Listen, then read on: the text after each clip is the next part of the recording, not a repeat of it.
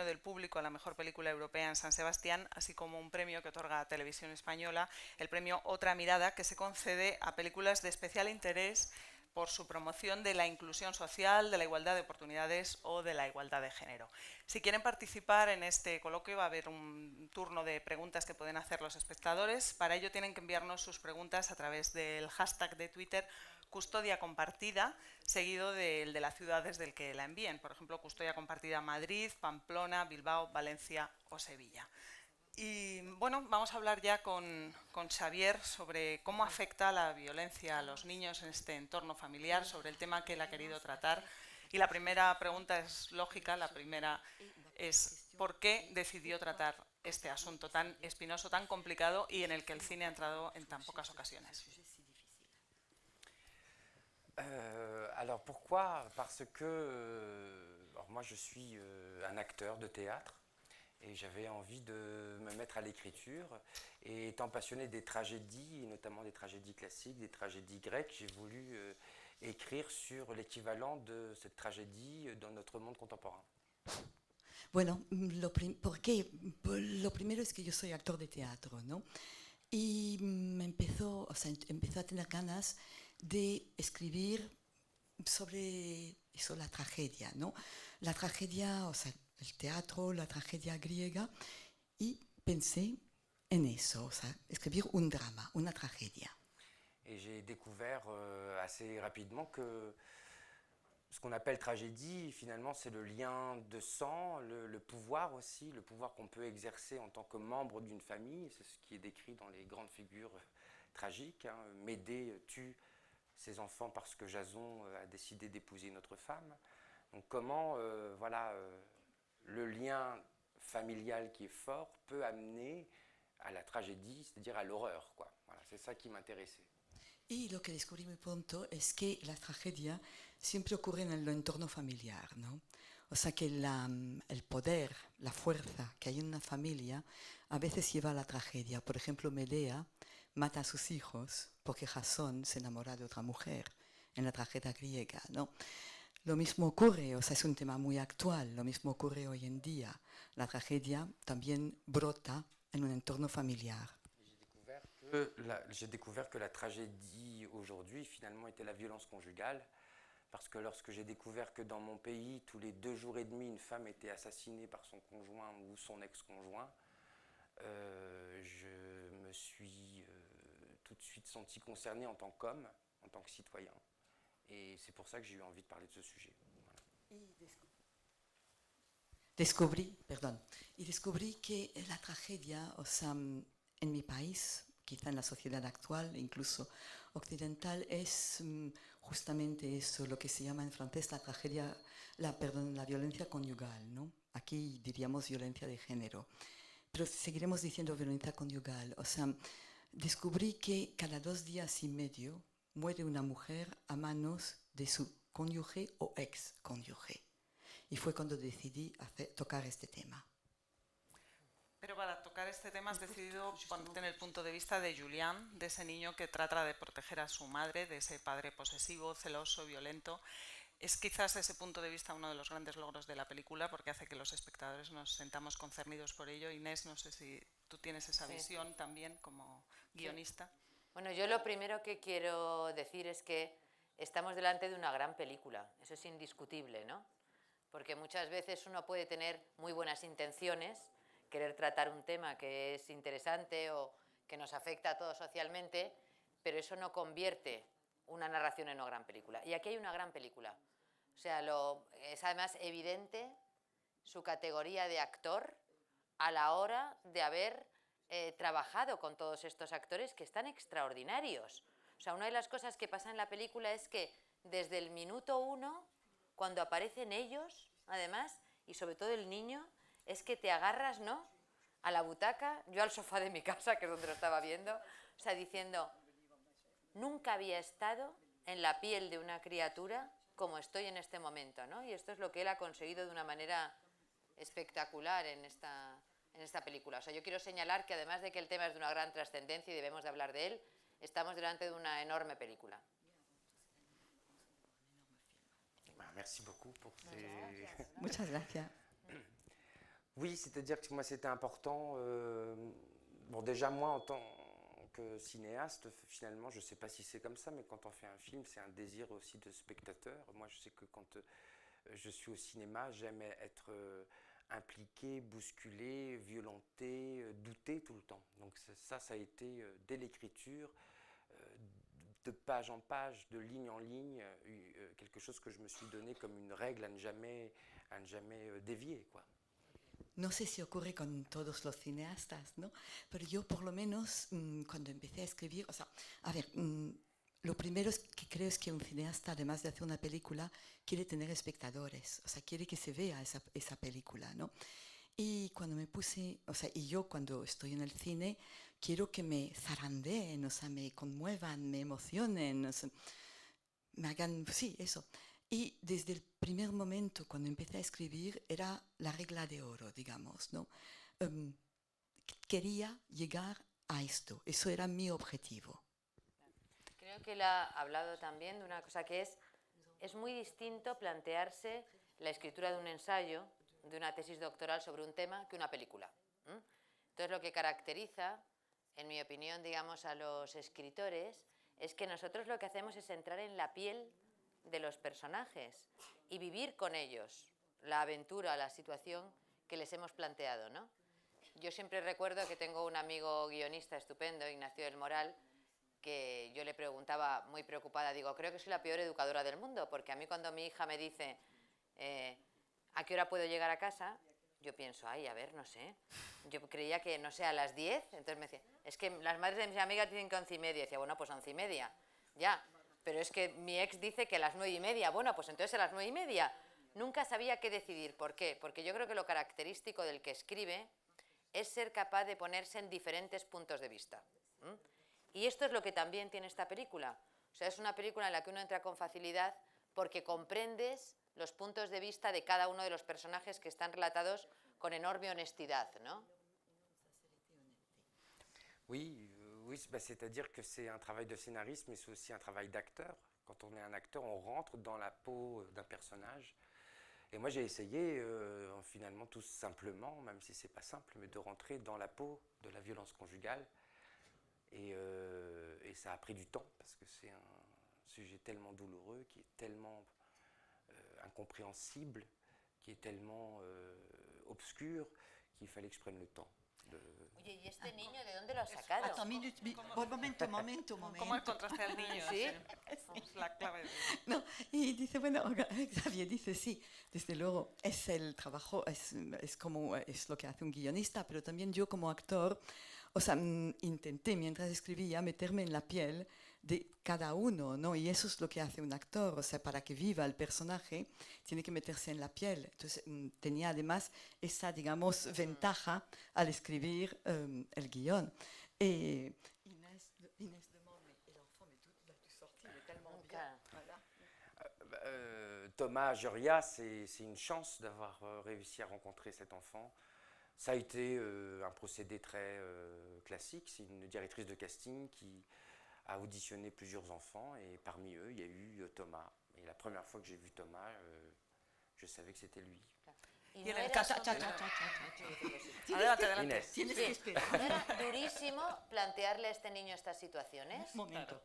Dice, perdón, es que si no, no vamos a acabar nunca. Entonces, dice, bueno, fue un proceso realmente muy clásico, ¿no? La directora de casting, pues hizo un casting normal con X niños y entre estos niños había una maravilla llamada Tomás Gioria. Y desde luego, en cuanto le vi, supe que era él. ¿Cómo trabajabas con el niño? ¿Y había una mediación de alguna mediación de tipo social? ¿Alguien le explicaba los temas? ¿Hasta dónde sabía él lo que iba a suceder en la película? Bien sûr. Oui, alors effectivement, il y a eu une coach qui était là même d'abord dès le casting, c'est-à-dire avant le tournage, jusqu'au dernier jour de tournage, qui était là vraiment pour l'épauler. Sí, bueno, lo primero es que hubo una coach, ¿no? Alguien, es que nunca he sabido decir coach en español, coach. Coach. Coach, Un vale. entrenador. Lo dejamos en coach. Entonces, desde el primer momento hubo una coach, pero vamos, en el momento en que se le seleccionó hasta el último día del rodaje, ¿eh?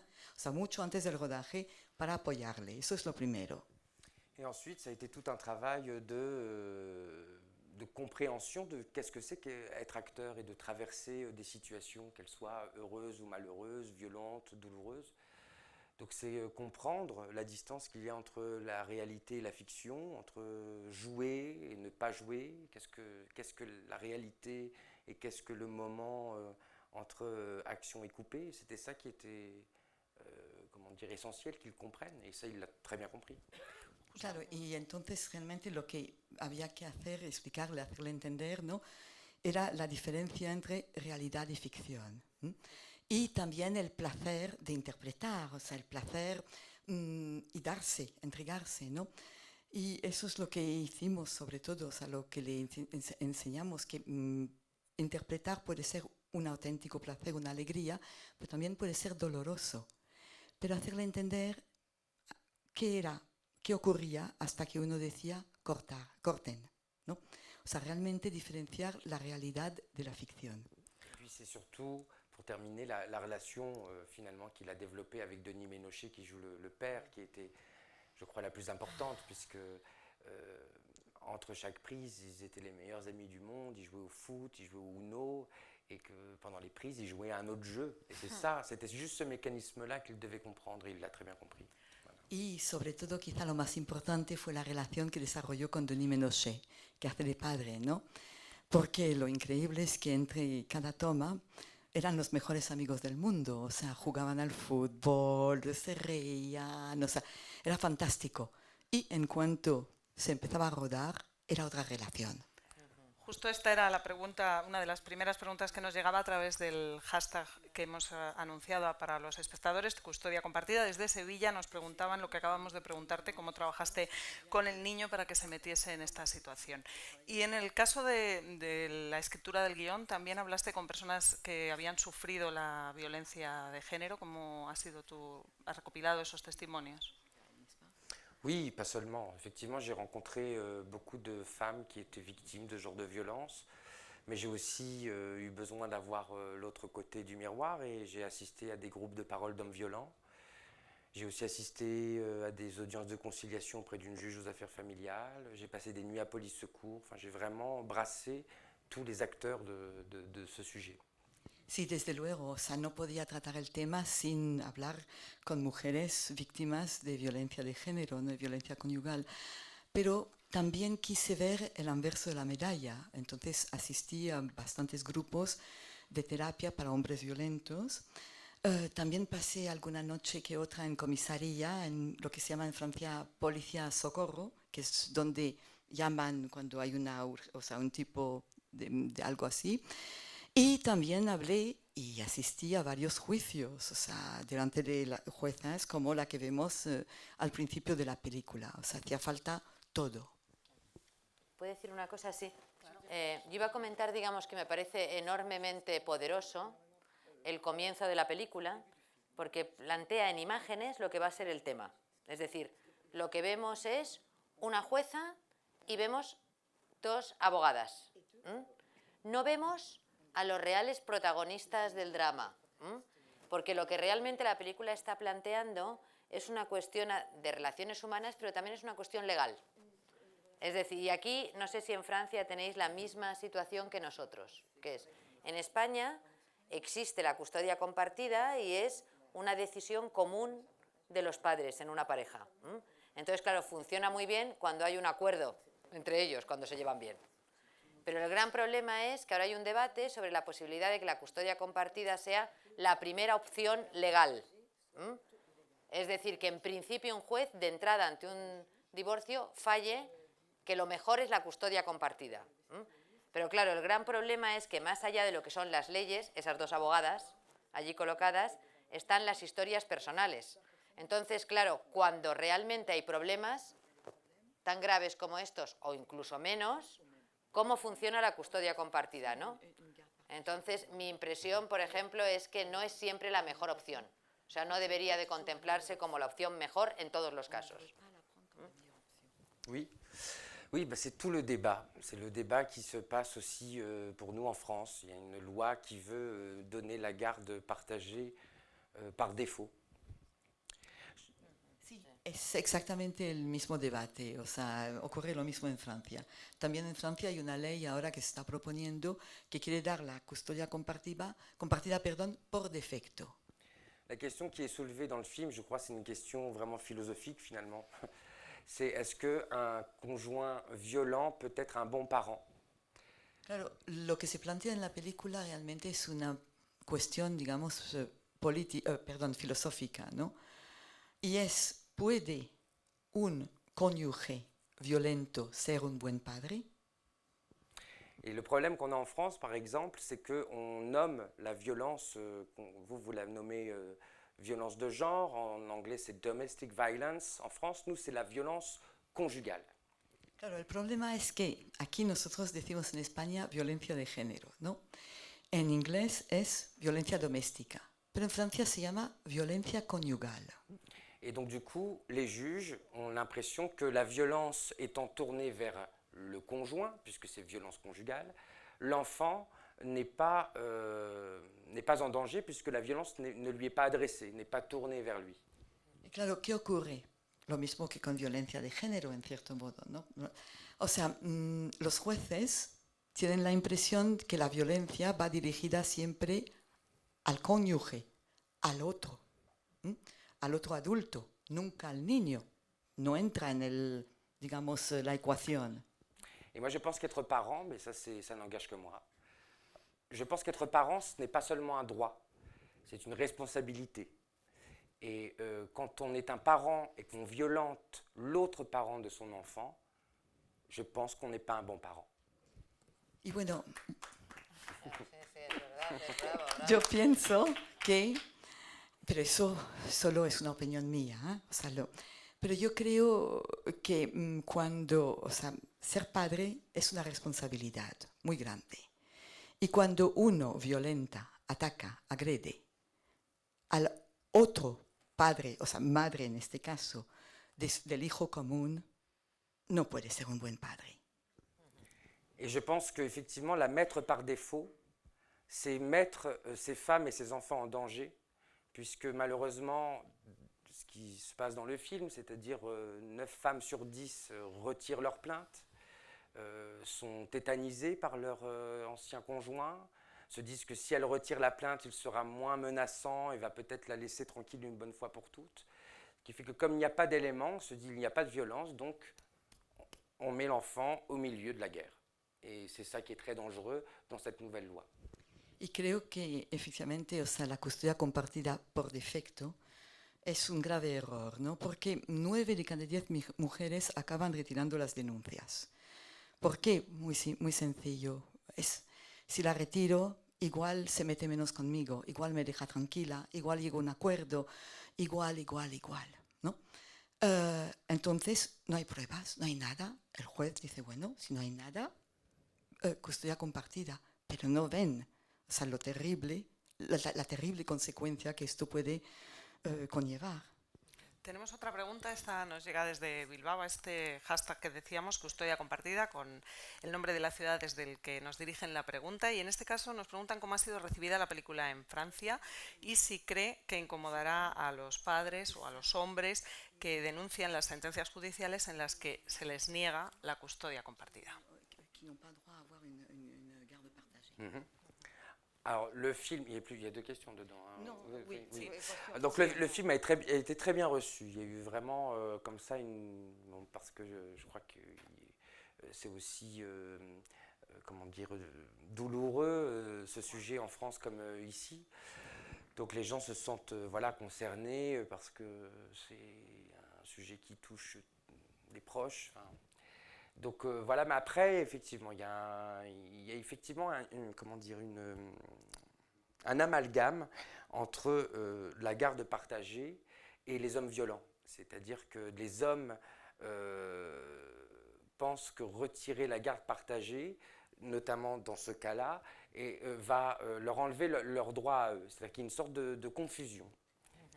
Bueno, la película fue muy bien recibida en Francia, de verdad. O sea, sí, en Francia fueron 400.000 espectadores en cuestión de 8 semanas, creo, ¿verdad? Sí. O sea que realmente fue una reacción maravillosa. Por otro lado, efectivamente, puede molestar a unos cuantos, sí. Es un tema doloroso. Es ¿no? un tema Decía- doloroso, exacto. Porque como dice, como el protagonista de la película, ¿no? Pues estos hombres pueden sentir que al no tener derecho a tener una custodia compartida, se les retira sus derechos. O sea, pierden un derecho que consideran absolutamente suyo porque son el padre del hijo. Alors, c'est pas la majorité, hein, No es la mayoría, obviamente. mais j'ai eu effectivement des hommes qui revendiquent depuis des années une garde, et ce que je peux comprendre, parce qu'il y a eu beaucoup de papas qui ont été lésés. Il faut quand même savoir qu'il y a eu des femmes qui ont manipulé aussi pour pouvoir garder l'enfant, bien évidemment que ça existe. Donc, mais c'est un autre sujet, c'est-à-dire que là, on parle de violence conjugale et que la garde partagée est dangereuse quand il y a violence conjugale, et les hommes oublient violence conjugale. Ils disent juste que la garde partagée est dangereuse. Or non, le film raconte vraiment un contexte de garde partagée quand il y a violence. Sí, y desde luego no es la mayoría ni mucho menos, pero hay unos cuantos hombres que sí molesta, o sea, esta película, ¿no? También ha habido hombres, padres que han perdido la custodia compartida a veces por razones equivocadas, ¿no? También hay mujeres que a veces, bueno, pues mienten o manipulan para obtener una custodia que no es... Pero bueno, no se trata de este tema. Aquí, en esta película, estamos hablando de una custodia compartida a partir de una violencia de género. O sea, lo otro existe, pero aquí no se toca este tema.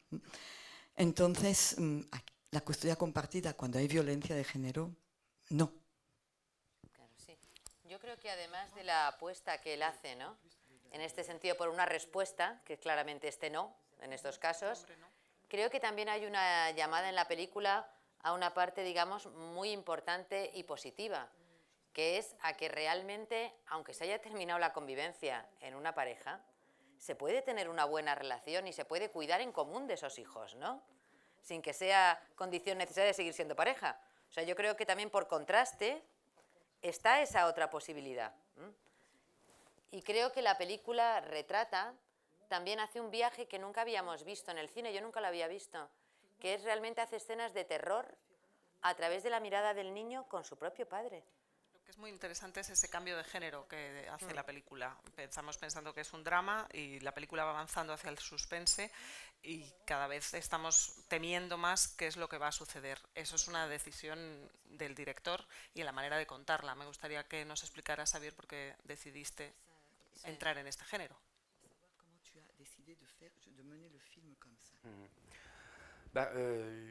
D'abord, la décision a été prise parce que, en écoutant les témoignages de nombreuses femmes victimes de ce genre de violence, moi j'avais vraiment l'impression qu'elles me racontaient des thrillers, quoi. C'est-à-dire que c'était une peur permanente.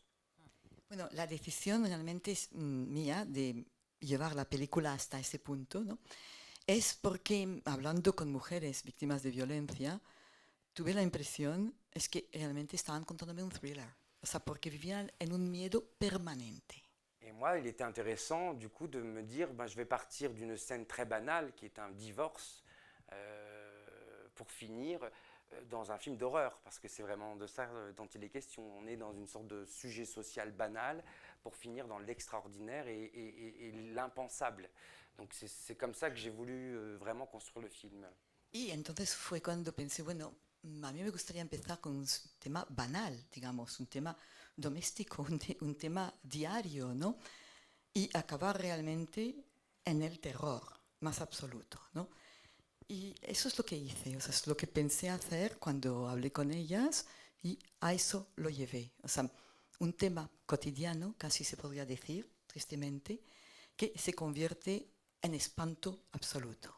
Et puis, du coup, j'ai voulu vraiment inculquer du thriller dedans, mais je ne voulais pas tomber dans la facilité des thrillers américains, où on a comme ça une sorte de montage musclé ou de la musique qui va venir un peu ponctuer les choses. Et l'idée, par exemple, de ne pas mettre du tout de musique dans le film, à part celle qu'on entend pendant l'anniversaire, me vient vraiment de plusieurs témoignages, dont une femme un jour qui m'a dit mais moi le soir, quand il rentrait, la façon dont il mettait la clé dans la serrure, je savais s'il allait me battre. Et là, je me suis dit, en fait, c'est le bruit du quotidien qui devient la terreur, et pas une musique qui viendra m'aider à faire peur aux gens. Y lo que quería evitar era, digamos, hacer pues la típica película de Hollywood, ¿no? Donde todo, a ver, es un poco exagerado y donde siempre además la música va subiendo, dando la pauta en qué punto el espectador debe tener miedo o no tener miedo. Bien, entonces de ahí que se me ocurrió hacer una película, si lo han visto, sin nada de música, excepto durante el cumpleaños de la hija. Es el único momento donde hay una música. ¿Por qué? Porque una vez una mujer me contó algo terrorífico. Me dijo, yo por la noche, cuando mete la llave en la cerradura y cómo da la vuelta, sé si me toca paliza o no me toca paliza. Hablabas de esa secuencia, la secuencia del cumpleaños, donde no está la presencia del padre, pero se siente, todo el mundo está expectante por lo que puede suceder, y el personaje de la hija mayor también es un personaje que nos cuenta muchas cosas. ¿Qué sucede en una persona que ha vivido la violencia en su entorno siendo niña y que ahora quiere huir de esa violencia? ¿Qué querías mostrar con este personaje, con su trama? Ce que je voulais montrer, c'était la répercussion des violences conjugales sur les enfants. Et j'ai pu noter dans mes différentes recherches qu'il y avait des comportements différents entre les garçons et les filles. Lo que quise mostrar sobre todo era la repercusión que tenía la violencia de género conyugal en los niños, ¿no? Y lo que pude descubrir cuando me documenté es que digamos que la reacción era diferente entre chicas y chicos. Chez les garçons, il y a deux comportements qui sont un peu notés, qui est soit ils reproduisent la violence, ou soit ils développent un syndrome d'hypervigilance. Et c'est ce que fait Julien dans le film. J'ai opté pour cette option-là. Entonces, en los chicos hay dos posibilidades, digamos, ¿no? A grandes rasgos. O van a imitar el comportamiento del padre, o desarrollan el síndrome de hipervigilancia, que es lo que hace Julien en la película. En revanche, chez les filles, il y a un comportement qui est assez majeur, qui est plutôt de fuir cette violence, c'est-à-dire créer de façon précoce, enfin de fuir une cellule familiale pour en recréer une autre précocement. Donc c'est souvent des jeunes filles qui à 18 ans partent et elles sont déjà en couple, enceintes et se marient dans les 2 ans. C'est vraiment quelque chose qui est noté, que j'ai pu noter dans ce genre de situation. Y lo que descubrí, sin embargo, con las chicas es que la tendencia es huir, o sea, huir lo antes posible. Entonces normalmente es justo cuando cumplen 18 años, ya llevan pues un tiempo con el novio, se fugan, o sea, se van con él, muchas veces están en cinta o si no lo están van a estarlo muy pronto y se casan en los 2 años siguientes. Vaya por Dios. Pero, claro, iba a decirte que a mí me parecía también que había en la niña, que a mí me conmovía mucho, un esfuerzo de tener una historia de amor puro, una historia de amor que pudiera funcionar, ¿no? Que también en una película tan oscura uno dice, a ver qué momentos hay de respirar, y es ellos se quieren. Claro. Ah oui, Sí. ça laisse un peu d'espoir. Hein. Claro. Sí. Y además el padre no ha podido con esa historia, porque mira que el padre le rompió a ella la mano y todo, pero no ha podido. Ella quiere a un hombre y va a seguir con él. Oui, c'est ça. Heureusement, il n'a pas pu éviter ça. Mais ce qui est intéressant, c'est finalement, moi, là, je parle de scénario, mais ce qui était intéressant, c'était de montrer aussi comment le père et la fille ne se croisent jamais dans le film, hein, mais sont très liés, parce qu'ils ont une trajectoire complètement différente. C'est que chacun cherche à se rapprocher coûte que coûte de l'être aimé. Sauf que l'un et l'autre ne prennent pas du tout les mêmes options. Sí, desde luego, lo es, ¿no? Pero desde el punto de vista de guión, ahora hablando desde el punto de vista de guión, lo que sí intenté mostrar en la película es lo muy próximos que son el padre y la hija. Y sin embargo, nunca se cruzan en la película, o sea, nunca se ven. ¿Y próximos por qué entonces? Por eso, o sea, ¿por qué? Pues muy simple, porque ambos intentan acercarse a toda costa al ser amado. aunque cada uno lo hace a su manera. Vale. Es muy importante la elección de los actores, los dos actores principales con los que ya había trabajado en un cortometraje anterior que se llama Antes de perderlo todo. Con ese cortometraje optó al Oscar en 2014 y lo protagonizaban la misma actriz principal, Lia Drucker, y el mismo actor principal, y ambos en aquel cortometraje era el momento en el que ella decide dejar a su marido y cómo comienza esa huida. Él hace un corto que es una precuela de esta En película. realidad, digamos que allí surgió esta historia, o te quedaste corto, quisiste llegar más allá, o por qué decidiste que continuaran con los mismos actores. Oui, mais en fait, mon projet à la base était, comme je parlais de tragédie, je voulais faire une sorte comme, un peu comme l'Orestie, enfin, c'était mon projet, les trois parties, quoi, les trois pièces, donc je voulais faire 3 courts-métrages. Je voulais montrer 3 temps de la séparation. Bueno, el proyecto al principio, en realidad, la idea que tuve fue hacer 3 cortometrajes, ¿no? Y cada uno de ellos mostraría un tiempo de una separación. Mais je me suis aperçu en faisant le premier court-métrage, qui s'appelle Avant de tout perdre, effectivement, où on suit cette femme qui fuit avec ses enfants la violence de son mari. En 30 minutes, c'était vraiment le format idéal, puisqu'on la suit sur une journée, et d'ailleurs, c'est plus un film d'action, finalement, qu'un thriller. Y el corto, Antes de perderlo todo, ¿no? Dura 30 minutos. Era el formato ideal para contar lo que quise contar. O sea, cómo deja a su marido. La seguimos durante un día. O sea, unas 10 horas, digamos, no más, 8 incluso. Mais après, quand j'étais en montage de ce film, que je commençais à écrire la suite, donc les 2 autres épisodes, je me suis aperçu finalement que le 2e épisode qui était sur le divorce et la question de la garde, et finalement le 3e épisode qui est la fin de cette histoire, qui est la tentative d'homicide, que c'était une erreur de les séparer et qu'il était absolument important de les relier, puisque ça me permettait de mettre l'enfant otage au milieu. Et c'est ça qui est le vrai problème de ce genre de situation familiale. Donc c'est pour ça que j'ai décidé d'en faire un long finalement après. Pero luego, mientras estaba montando el corto, ¿no? Y ya había empezado a escribir, o sea, el guión del siguiente corto, me di cuenta que no iba a funcionar, o sea, que no podía en tan poco tiempo describir un divorcio y la tercera parte, que es la tentativa de homicidio. Y en todo esto mostrar que en realidad quien es el rehén es el niño, porque siempre ocurre así. O sea, el niño siempre, en una situación de ese tipo, cualquier niño acabará siendo el rehén. Y es cuando me decidí a hacer un largometraje. ¿Y los actores? ¿Decidiste repetir con ellos porque te había sabido a poco? Il y a un peu ça, oui, je les aimais trop. Sí, algo de eso hay, sí. Quand c'était une trilogie, en fait, je voulais garder Myriam et Antoine, donc ce couple, les mêmes personnages, mais j'avais idée de faire jouer 3 couples d'acteurs différents pour donner quelque chose d'un peu universel. Mais quand je suis passé au long métrage, la question ne s'est plus posée, puisque je voulais retravailler avec eux et que c'était plus intéressant de jouer le court métrage comme un préquel et le long comme la suite, quoi.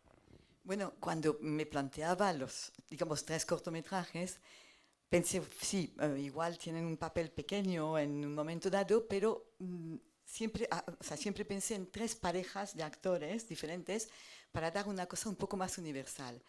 Luego, cuando llegó el momento del largometraje, bueno, era impensable no trabajar con ellos, porque realmente era eso, o sea, una precuela y había que seguir. Mira, nos Un preguntan... personaje fantástico es el de la vecina, ¿verdad?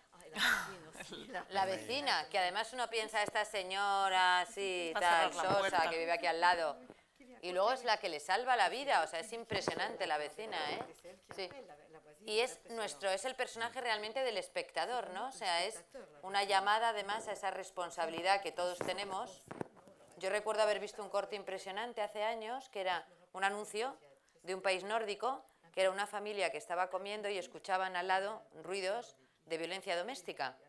Y entonces se levantaba él o ella, no sé qué era, iba hacia la puerta, cogía un fusil, lo cargaba y disparaba. Y decía, claro, si tú no llamas, les estás matando.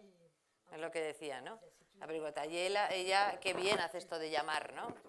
Y cierra la puerta después, Sí, cuando todo sí, ha sí. terminado, ¿no? Oui, elle referme la porte après aussi. Oui, quand Sí. tout est Oui. fini, elle referme la porte. Oui, oui, bah ça c'était important de sortir du film un peu comme on y entrait. On y entrait par un personnage un peu extérieur à la famille qui est la juge, et de ressortir par un autre personnage et pas rester dans cette baignoire avec ces gens, parce que je trouve que c'était trop facile en fait d'aller dans cette émotion-là. Sí, me pareció importante, o sea, acabar la película un poco como empezó, ¿no? Empieza con una tercera persona ajena al drama, que es la jueza. Entonces acabar con la vecina, que es una tercera persona también, y no quedarse con ellos dos en la bañera, ¿no? O sea, porque realmente era quizá demasiado fácil acabar justo en la imagen de la bañera con ellos dos cuando todo termina. Tenemos una pregunta, perdón, desde Valencia, que nos preguntan, has rodado un corto, has rodado un largo sobre este tema. ¿Tienes una reiteración personal? Porque ¿quieres conseguir algo? ¿Tienes un deseo de llegar a penetrar de alguna manera en la gente, de hacerles llegar un mensaje? ¿Hay un mensaje? Donner un message aux gens, je ne sais pas si je suis là pour ça, je suis là pour raconter des histoires. Maintenant, moi, faire du cinéma, c'est prendre la parole, et c'est un luxe de prendre la parole. On est rare finalement à pouvoir prendre la parole. Donc je veux prendre cette parole en tant qu'homme et en tant que citoyen. Bueno, mensaje, dar un mensaje, o sea, no sé, eso es mucho decir, ¿no? Pero lo que sí es verdad es que hacer cine es tomar la palabra, ¿no? Y no todos tenemos la suerte de poder tomar la palabra, no hay mucha gente, ¿no? Entonces sí quiero hablar como hombre y como ciudadano. Et peut-être que moi, étant un homme et travaillant sur un sujet pareil, ça va peut-être un peu, je ne sais pas comment on peut dire ça, mais décomplexer les hommes à pouvoir en parler, parce que malheureusement, les violences conjugales, il n'y a que les femmes qui en parlent. Les hommes n'osent pas, ils ne se sentent pas concernés, ou en tout cas, ils pensent qu'en parler, c'est perdre un peu de virilité. Je ne sais pas, il y a une sorte de pression sur l'homme qui devient un peu insupportable. Et je pense qu'il est temps que les hommes prennent la parole et pour que les choses avancent, parce que sinon on n'y arrivera pas, ça restera qu'un problème de bonne femme. Y bueno, al ser un hombre y hablar de este tema, la esperanza que tengo es quizá poder quitar el complejo, ¿no? A los hombres, o sea, decirles, o sea, que vean que se puede hablar de eso, ¿no? Porque el hombre, pues, es una cuestión, o sea, de virilidad, o sea, no se atreven a hablar de eso. Parece que no les concierne, cuando en realidad les concierne muchísimo. Para ellos siempre es historias de mujeres, ¿no? Son las únicas que hablan de eso. Pero creo que ya es hora de que también hablen los hombres, porque es un problema también de hombres. Claro, bueno, yo le quiero en este sentido además agradecer, ¿eh? O sea, de verdad, en nombre de todas las mujeres comprometidas con el feminismo y con el cine y con tal, que haya un hombre que lo haga tan bien, de verdad, o sea, muchas gracias, ¿eh? Es fantástico, sí. Hay esperanza, estaban, ¿sí? En Francia, ¿eh? Sí, hay que dejar la puerta abierta. Nuestros cineastas son muy capaces también de tratar este tema. Nosotros hemos tenido algunas películas que han hablado sobre la violencia de género, como fue Te doy mis ojos o como fue Solo mía. Es cierto que el punto de vista de los niños no se trata mucho. Supongo que es muy difícil trabajar con niños, como dice el clásico, ¿no? Ni con niños ni con animales. Ni con Orson Welles es difícil, ya mucho más difícil trabajar con él. Pero en su caso le han quedado ganas de volver a tratar temas de este calado, o ahora le apetece algo un poco para descongestionar. Non, je veux faire quelque chose de totalement différent. No, ahora hago algo totalmente diferente. J'ai commencé à travailler ce sujet en 2008, on est en 2018, j'ai eu 10 ans de violence conjugale, je pense que je vais un peu passer à autre chose. Empecé a trabajar en este tema en 2008, estamos en 2018, llevo 10 años de violencia conyugal, es hora de que pase a otra cosa. Bueno, a los espectadores les recordamos que si quieren enviarnos las preguntas para este coloquio pueden hacerlo a través del hashtag Custodia Compartida, después desde la ciudad en la que estén siguiendo este debate, para que podamos avanzar también con lo que les preocupa o les interesa a los espectadores. Mire, justo tenemos una pregunta que sale de esta sala. Cerca del 95% de los homicidas en todo el mundo son hombres. ¿Por qué las mujeres matan menos? ¿Se lo ha planteado en algún momento? por qué la violencia tiene género. La violence a un genre, a un sexe. Alors ça c'est... Bueno, la repregunta se la vamos a dejar a Inés. Sí, Moi, je- vamos a darle una oportunidad. Sí. Tu veux répondre, mais Non, bon, non, non, moi, non, moi, c'est une blague. oui, oui. Je suis pas sociologue, mais je pense qu'on parlait de tragédie tout à l'heure et peut-être qu'il faut un peu fouiller vraiment d'où on vient hein, finalement. Et je pense que on s'est construit sur le fait que le sang versé à la guerre par les hommes est un sang pur et que le sang perdu tous les mois par les femmes est impur. Et je crois que la construction de notre rapport entre les hommes et les femmes vient de là. Quizá deberíamos volver atrás, ¿no? A nuestra cultura, pero bastante atrás. Hablábamos antes de la tragedia griega. Yo creo que siempre se ha considerado que la sangre que pierden los hombres en la guerra es una sangre pura. Sin embargo, la sangre que pierden las mujeres mensualmente, cada mes, es impura. Y es muy posible, en mi opinión, que provenga de eso. Eso sea la desigualdad. Sí, no, yo lo único que iba a decir, esto me parece muy, muy interesante, además lo que dices es, digamos que es violencia de una forma expresa, es decir, la violencia física o tal, o una violencia también estructural, ¿no? Es decir, que lo que sucede es que estamos en una sociedad que ha dado todos los privilegios y el poder a uno de los dos sexos y que además le ha dado los instrumentos para que sostengan esa situación de desigualdad. Yo recuerdo que cuando una vez intenté plantear una serie para televisión con otra directora, Chus Gutiérrez, sobre violencia de género y conocimos al que era entonces delegado del gobierno, que se llamaba Miguel Lorente. Entonces él es un forense y nos contó lo siguiente, nos contó que él estaba acostumbrado a ver a víctimas que llegaban y entonces inmediatamente, digamos, acusaban a quien les había hecho daño y pretendían que se castigase al culpable o a la culpable sin lugar a dudas, vamos, ¿no? Hasta que de pronto aparecían mujeres que cuando él les preguntaba lo que decía es, bueno, lo hizo sin querer. Fue una vez, solamente una vez, en realidad fue una persona. Es decir, que exculpaban y justificaban la violencia que sufrían. Y dijo, bueno, pero ¿qué es lo que está pasando aquí? Y entonces cuando vio, digamos, que en este componente de violencia doméstica lo que había es un elemento estructural. Es decir, que el hombre ha quedado posicionado en un lugar donde la mujer es una posesión, ¿sabes? Y donde cualquier movimiento de ella, pues eso, que se quiere divorciar, que quiere irse con otra pareja, que quiere simplemente vestirse como le dé la gana o tal, hace aparecer en él todos los mecanismos de dominación, ¿sabes? Entonces creo que es más estructural que otra cosa, ¿no? O sea, Oui, je pense, je sais pas quoi, je suis tout à fait d'accord avec ce que tu viens de dire Inès, mais Estoy de acuerdo con lo que acabas de decir, Inés, desde luego, sí, sí. je pense que es aussi... lo mismo, que tú has dicho. O sea, es Oui, lo oui, oui, mismo, oui. es lo mismo. Mais ça vient aussi Lo de... tuyo es más poético, lo de la menstruación es No, más no. poético. Además, sí. Non, mais il y a aussi, je pense, on s'est construit aussi sur une angoisse. Enfin, c'est-à-dire qu'il y a aussi la maternité, la paternité. La mère, elle est sûre que l'enfant qu'elle porte est à elle. Le père a cette angoisse de ne pas savoir si c'est bien lui. Et je crois que c'est ça qui a fait qu'il y a eu un désir de posséder l'autre et de dire c'est ma femme. Et l'angoisse qu'elle aille ailleurs fait qu'en la violentant, en lui faisant peur, elle restera. J'ai l'impression que c'est ça. Yo también creo que la impresión que tengo es que, vale, una madre tiene un hijo, sabe que el hijo es suyo, lo ha parido físicamente.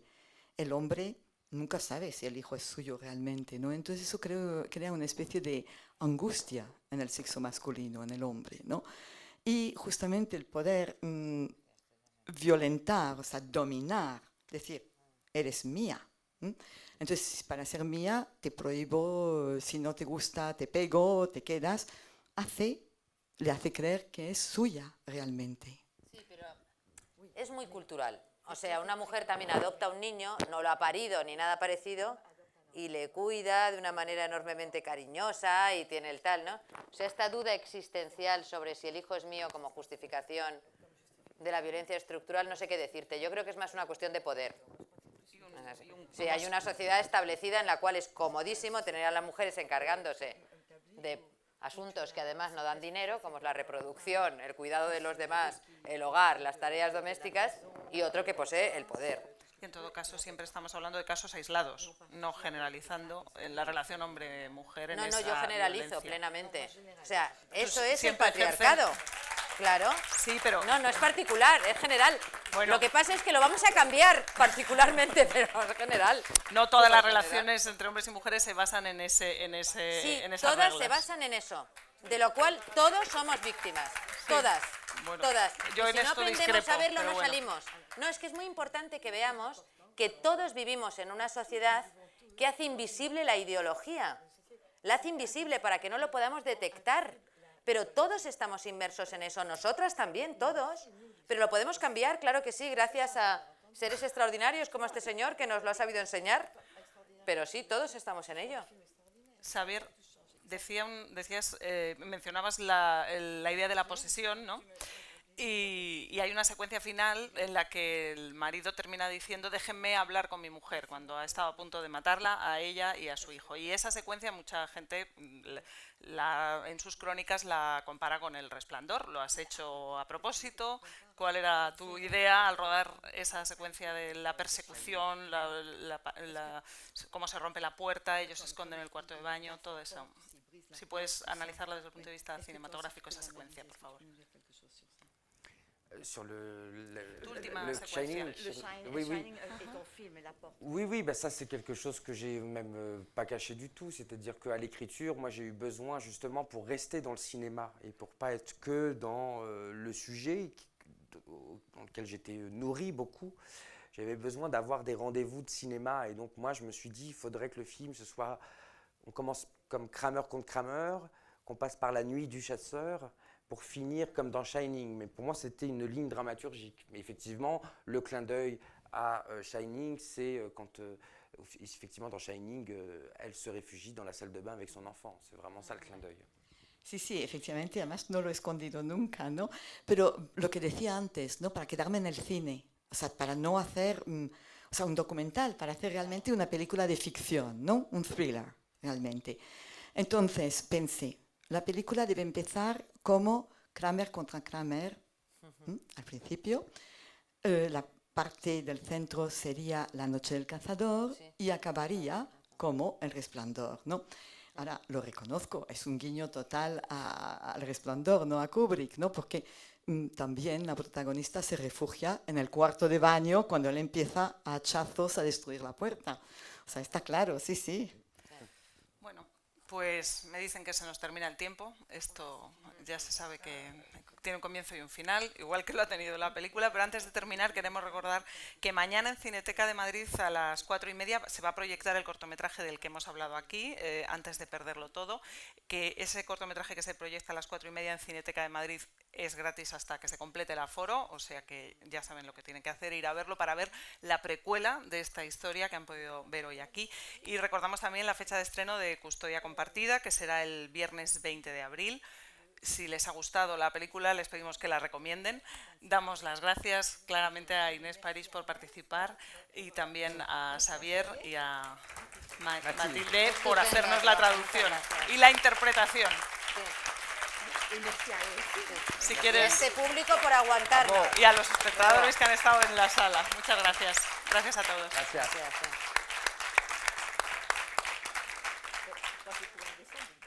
Je vais t'aider. Sí. Podemos seguir.